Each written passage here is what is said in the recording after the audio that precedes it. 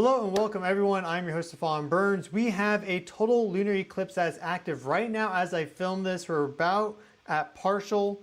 We are going to have the blood moon soon. Before we look at the live imagery from the Griffith Observatory out of Los Angeles, California, I'm going to just do a quick presentation as to what the heck is happening here, because not everyone is well versed in these sort of astronomical events. And well, today, or maybe if you're out there and actually looking at this, tonight is a full moon. So we have a sun, earth, moon alignment. And well, about every 6 months, we have that alignment such that the moon will actually be exactly along that sun-earth plane.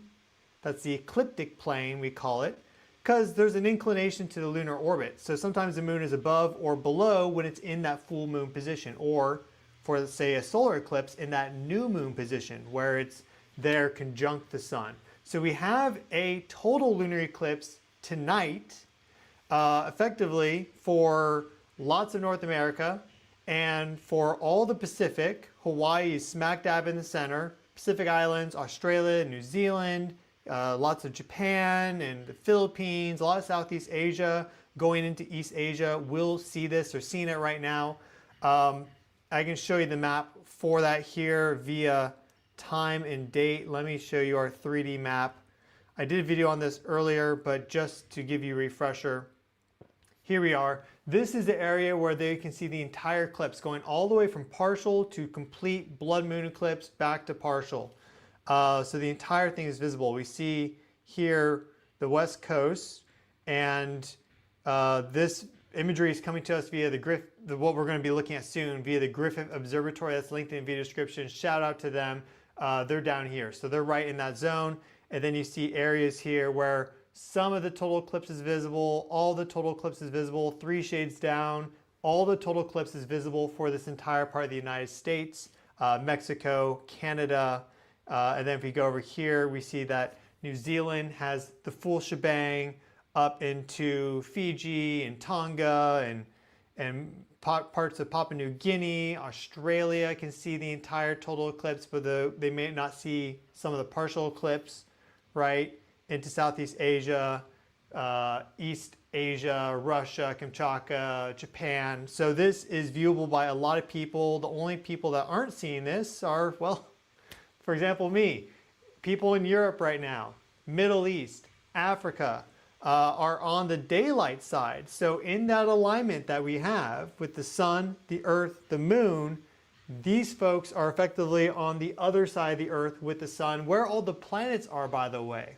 All the planets are grouped on that side of the sky right now. We also see that effectively the easternmost part of South America will not see this blood moon eclipse. This is where the South Atlantic magnetic anomaly is, Rio de Janeiro, you know, all the fun stuff that happens there. They will not be seeing it. In Antarctica, we see that there's kind of like this odd split with the eclipse at the polar regions.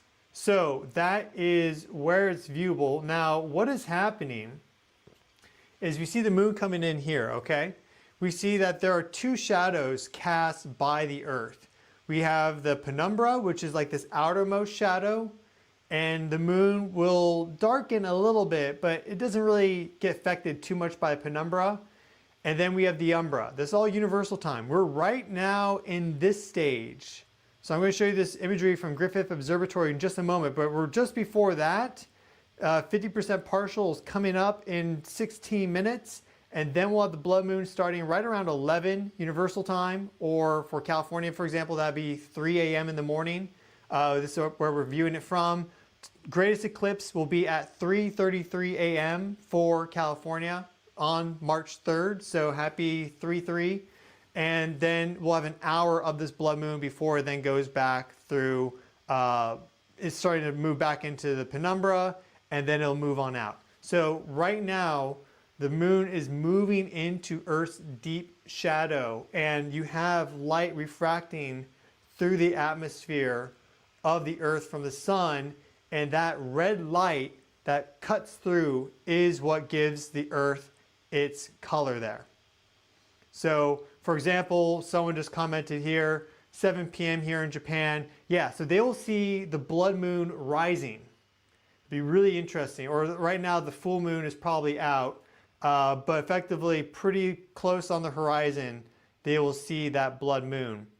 And specifically, if you go to where the blood moon is rising, we can go back here.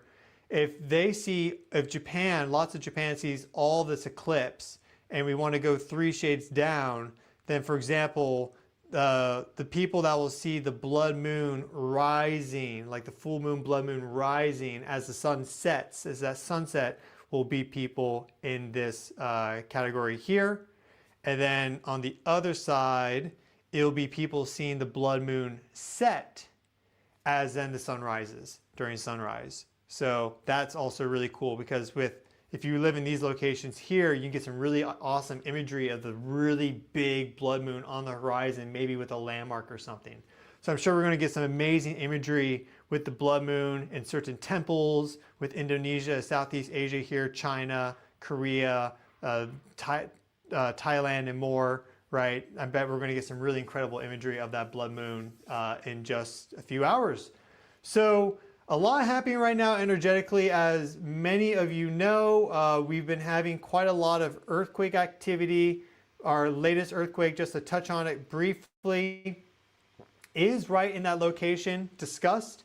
Here we see a magnitude 6.2 Indonesia, depth of 18 kilometers. This popped off just this morning for me, so about 3-4 hours ago or so, not too long ago. And we did have a magnitude 6.1 earthquake here, Volcano Islands. I can show you that. Let's go to our 7-day view here. We see our earthquakes. Here's a 6.1 that popped off recently in this location. The Ring of Fire. Lots of volcanic activity right now, the Ring of Fire. We are actually interesting about this 6.2 is that we had a volcano just in this area here erupt just, I think, 9 hours before this earthquake. So effectively, you are, let's say you're living in a village here, you see this volcano erupt, and then just hours later, the earth is shaking under your feet. It starts to make you think a little bit, okay, like what's happening? So we were having quite a lot of seismic activity in this part of the Ring of Fire. A deep magnitude 7.1 popped off there. I believe that was on the 22nd of February. We would have to look at our 30-day view to see that, which we can do. There's that 7.1. Yeah, 22nd of February, 619 kilometers down. So interesting that the deeper an earthquake, the more the energy spreads out, because it can go like this. And then we had this 6.1 there, 6.2 here, and an earthquake swarm for Miyako Island near Taiwan for Japan. This is quite significant. You see all the magnitude 5s there. We talked about that in yesterday's video. So quite a lot of activity in this area, and soon they will be seeing the blood moon. Also an area that will be seeing the blood moon. All of it is Fiji. South of Fiji, we've had 3 magnitude 6 earthquakes. We see the 6.3 being the most recent and the strongest. 6.2 there was the first one back on the 10th of February. Then we had this 6.0 on the 22nd of February. And just to the south also, we had this 6.1 fairly close by right here. So a lot of activity in the Ring of Fire, and this 7.1 seems to have tipped some dominoes over, because now we're seeing activity on either side of it. And again, these deep earthquakes have a special ability, because of their depth, to radiate energy a little bit further out afield than a shallower earthquake. So that's the earthquake report. Lots of volcanic activity, specifically very interesting with Vanuatu, where there was a magnitude 6.4 just outside this time range. Afterwards, we had a volcano start to erupt there, and then a category 2 cyclone formed. So you see this progression of magnitude 6.4 earthquake within days, a volcano located just right nearby in that island chain of Vanuatu.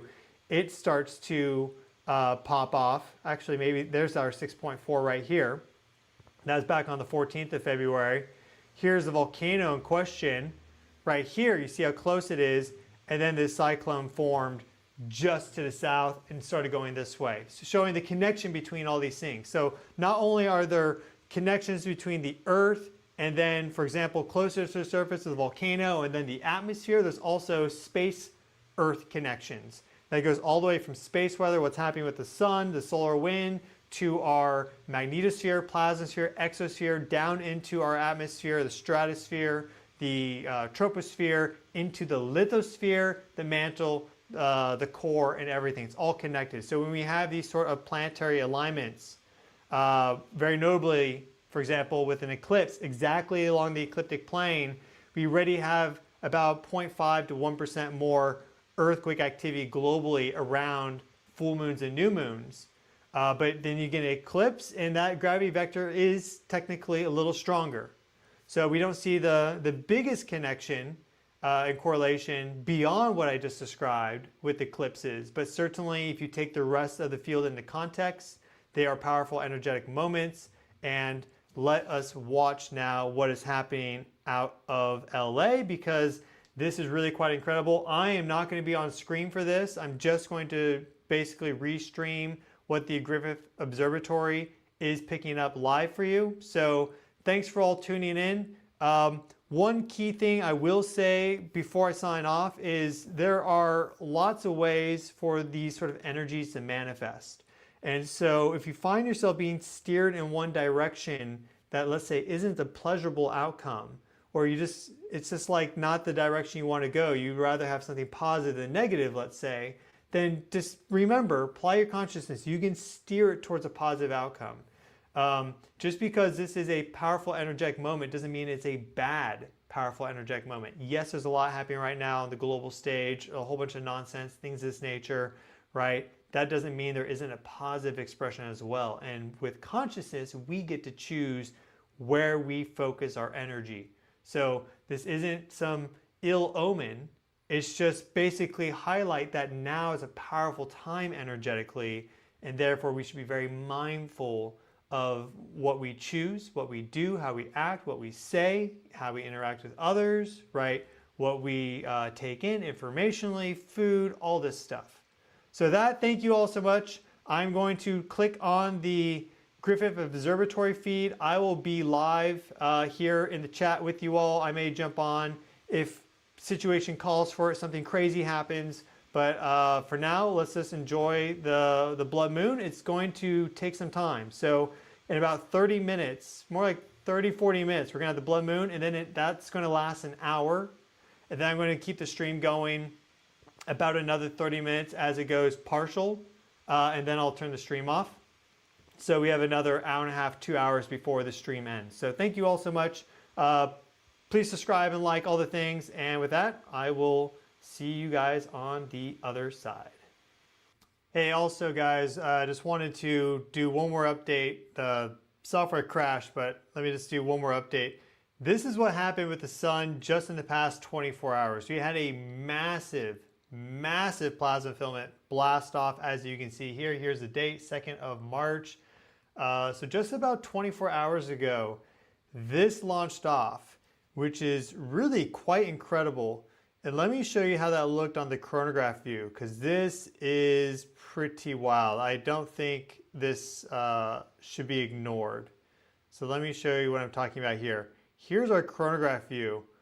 Look at this launching off from the sun. I don't know what that looks like to you guys, but it looks like a giant eye to me. Just really, really interesting. You could even say like the symbology here. These sort of gigantic plasma filaments do not happen that often. Of that scale of magnitude, that is quite rare. We've been getting a lot actually this solar cycle and this solar maximum for solar cycle 25. Kind of anomalously so. Like normally they're not that large. We've been getting a lot of those.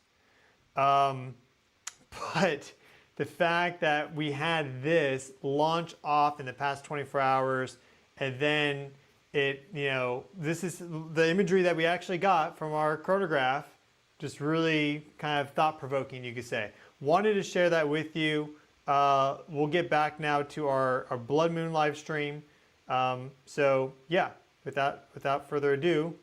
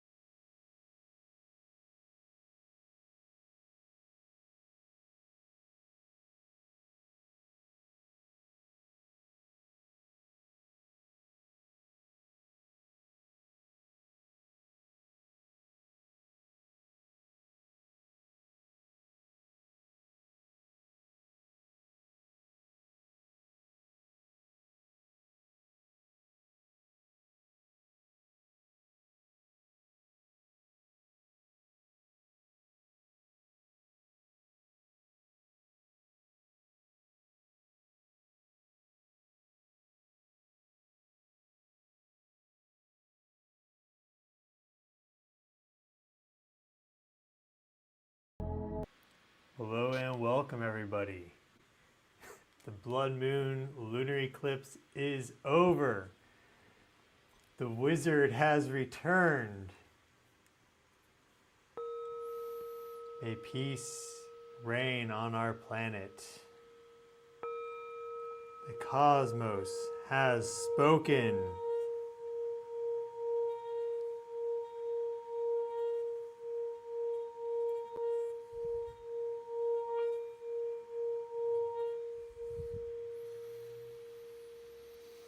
Do you feel the energies washing over us, our planet, the solar system, the cosmos? All of us together, simultaneously, coherently.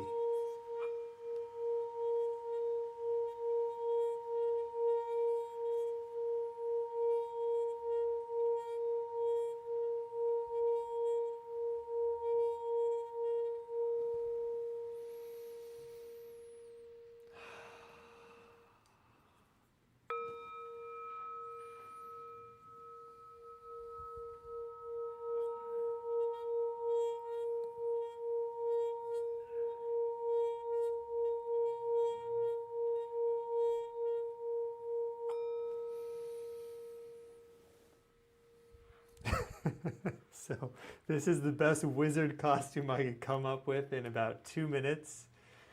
Thank you all for joining in for the Blood Moon live stream today. I've been your host, Stefan Burns. Thank you again to the Griffith Observatory for their live view of this event from Southern California, United States. Now the eclipse is still active. It's now in the partial stage, but the main event is over, and that was the total lunar eclipse. So I know it is very late in the evening or morning for most of you. Some of us it is daytime, but at this point, pretty safe to go to bed if you want or stay up. But the main event at this point is over. A lot of very strong, powerful world events have already occurred around this moment in time, and in general with eclipse season. That is what people track as it relates to powerful world events. For example, this can also be things happening in your individual life or at the community level for you with people that you know.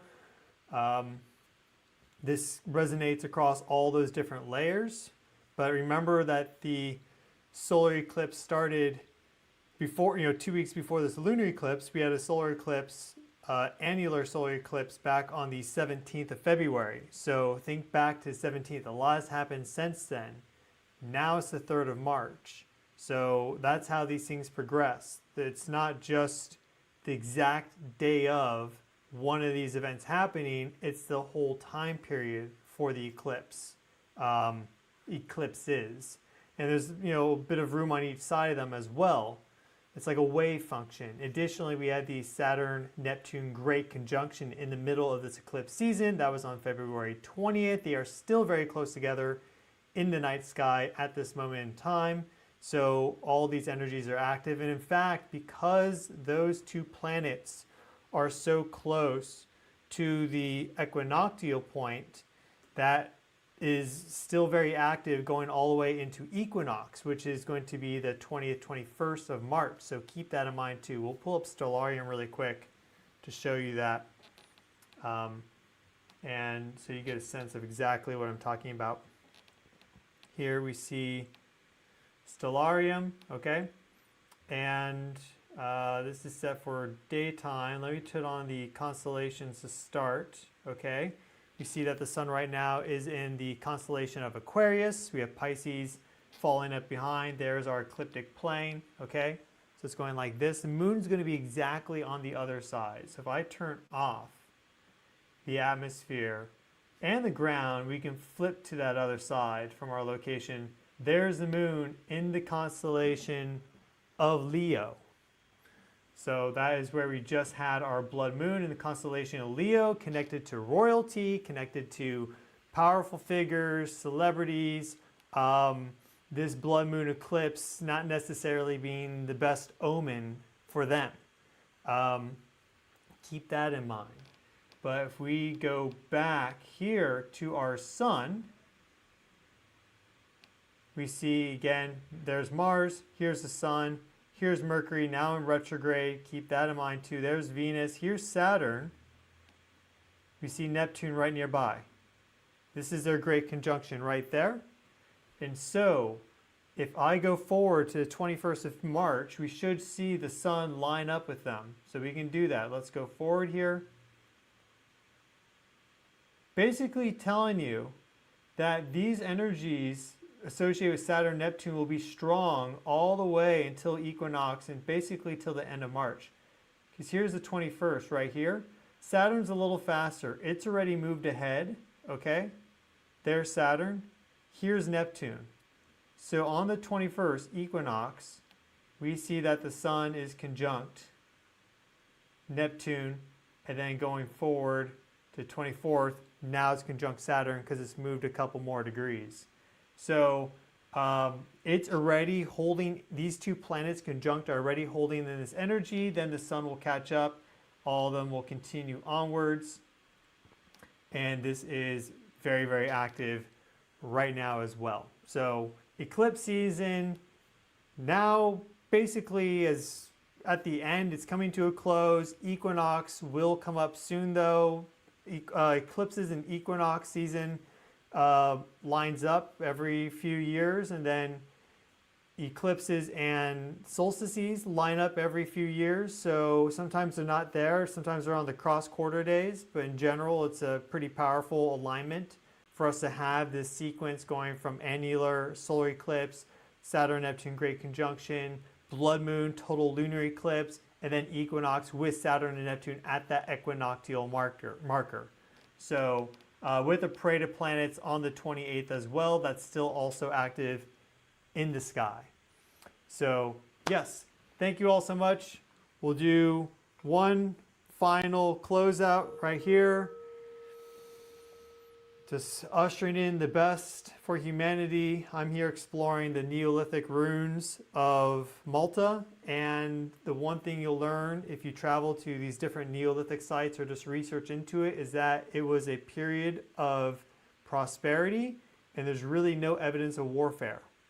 Because when they dig up skeletons, they can see, oh, they had a chop on the femur, or they have this issue, that issue. They had stone tools, hatchets and things. Some Neolithic cultures had copper, but they don't really find evidence of weapons of war. And they don't, as far as I know, from what I've been seeing, my research and the museums and sites I've gone to, they're not finding really a ton of evidence of violence like they do in the Bronze Age or the Iron Age, right? And, afterwards. So there was a time where we lived in harmony with the earth, and the megalithic builders of the Neolithic 5,000, 6,000, 10,000 years ago, they were obsessed with what happened with the stars, with the planets, the sun, and the moon. Stonehenge can be used to predict eclipses. The Neolithic sites, the megalithic sites here on Malta, tell you exactly when it's equinox and solstice. They have some of these alignments built into them. So they were very, very smart, much smarter than us if they were not being violent. And, that's a choice. So we can look to the past for guidance as to the future as well. Let this blood moon eclipse be a reminder of that. We can choose whether we are peaceful as a society with each other within ourselves, or whether we choose to lash out egotistically more. So sending you all lots of love and light, wishing you well, and I'll be back with more updates. I guess one final thing I could say is just a very fast update. We did just have a magnitude 5.3 earthquake here south of New Zealand that just came in, and there's also been, since I started this live stream, a magnitude 5.2 here in Alaska, where there's been a bunch of other earthquakes as well. So a bit of an earthquake swarm here in Alaska, which is interesting, just starting up on the 2nd of March going through today. So I'll keep my eyes on what's happening. with the Earth, the Sun, the cosmos, and more. If you like the sound of that, then please subscribe. Hope to see you here, and I'll see you all in the next video. Have a great day, much love, and see you soon.